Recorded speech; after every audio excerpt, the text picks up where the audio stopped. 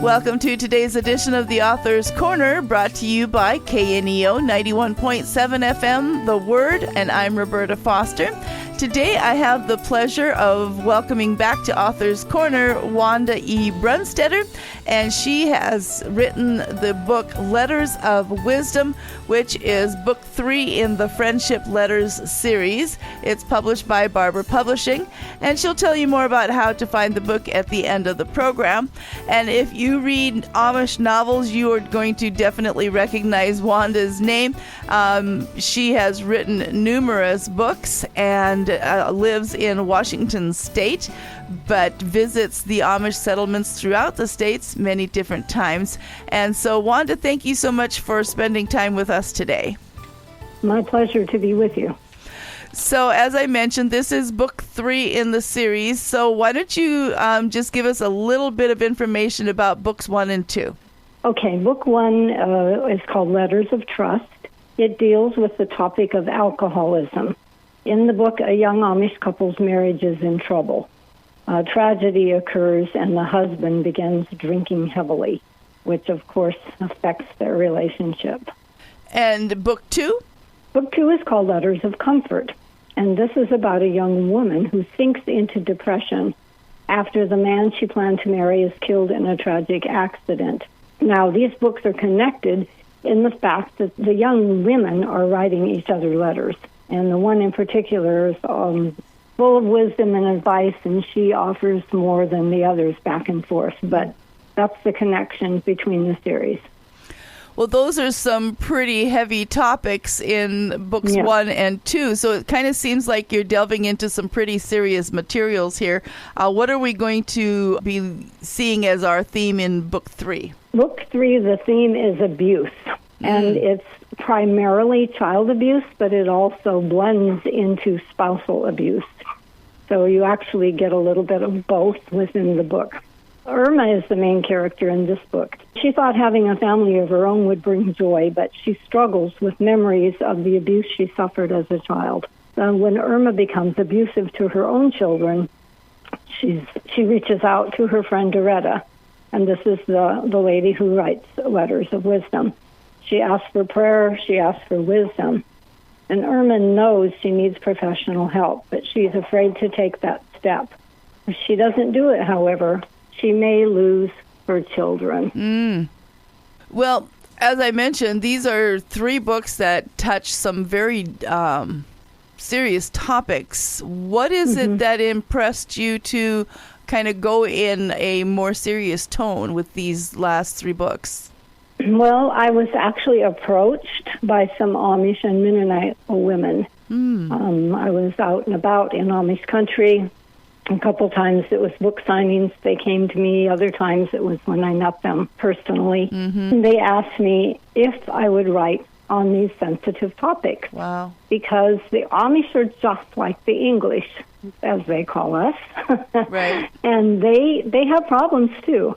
And that is not to say that every Amish family deals with depression or alcoholism or abuse, but some do. And when they do, they don't always know where to go for help. Sure. Or how to reach out. Sometimes they keep it quiet, even secretive. And I wanted to bring out the fact that there is a place to go for help, several places, and that they're not alone if they're suffering with this type of situation, in this case, abuse.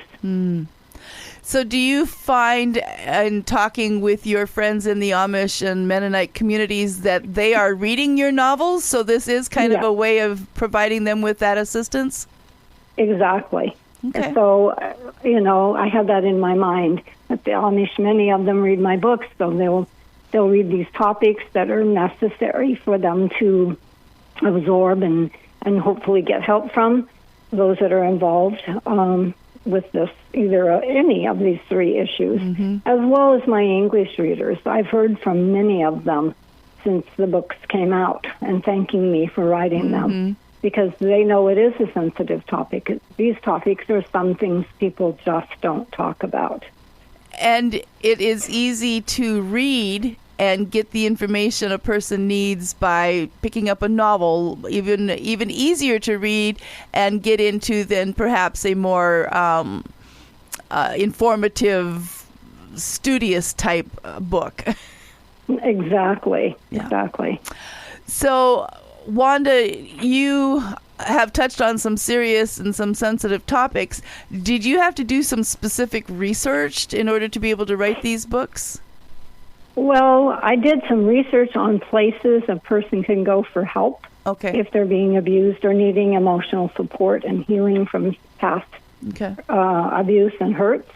But the rest of my research was actually based on personal experience or that of others who shared with me. Okay.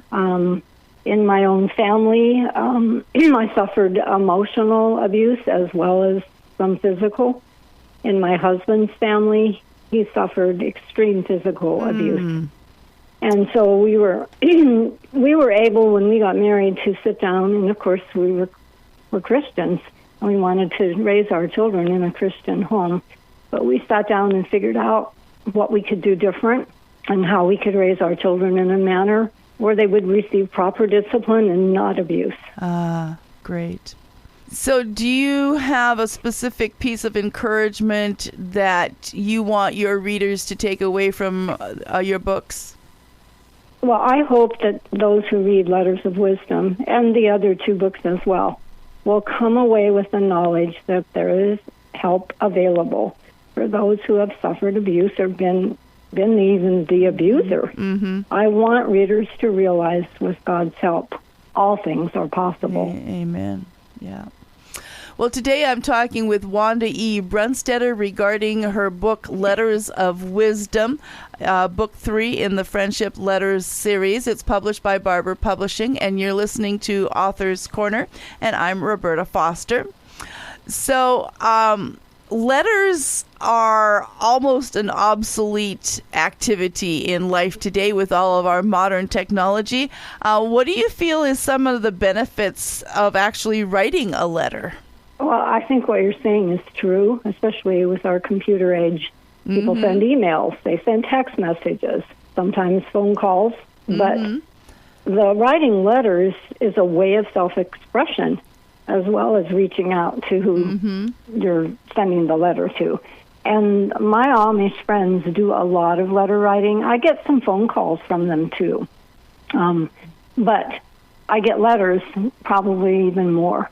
And like at Christmas time, they'll include a long letter telling me what's been happening in their life. And I can feel, I mean, it's almost like reading a book.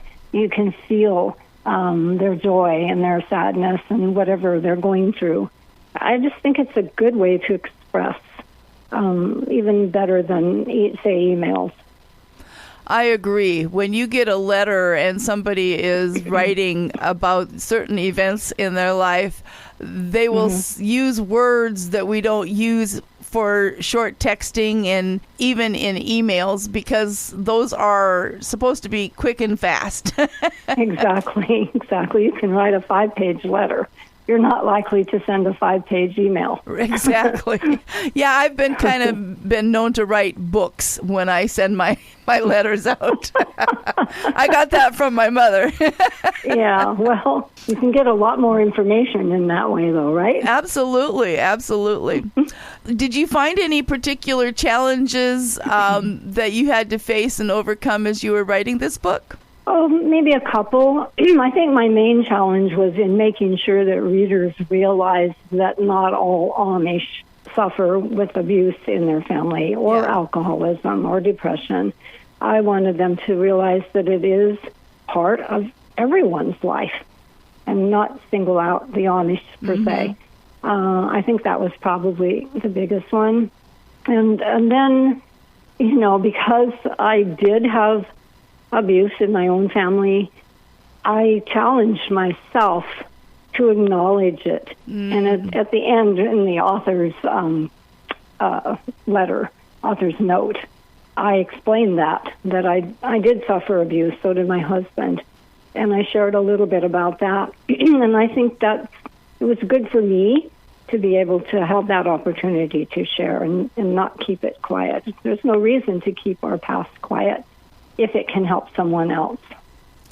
You know, I've thought of that as far as some of the, I'll use the word shameful, things, situations in our life that we feel shame about. Not that we should, but that we do. But because of God's grace, we can take those events, those sensitive times, and use them for His glory if we are willing to be opened up and exposed to our friends, family, etc.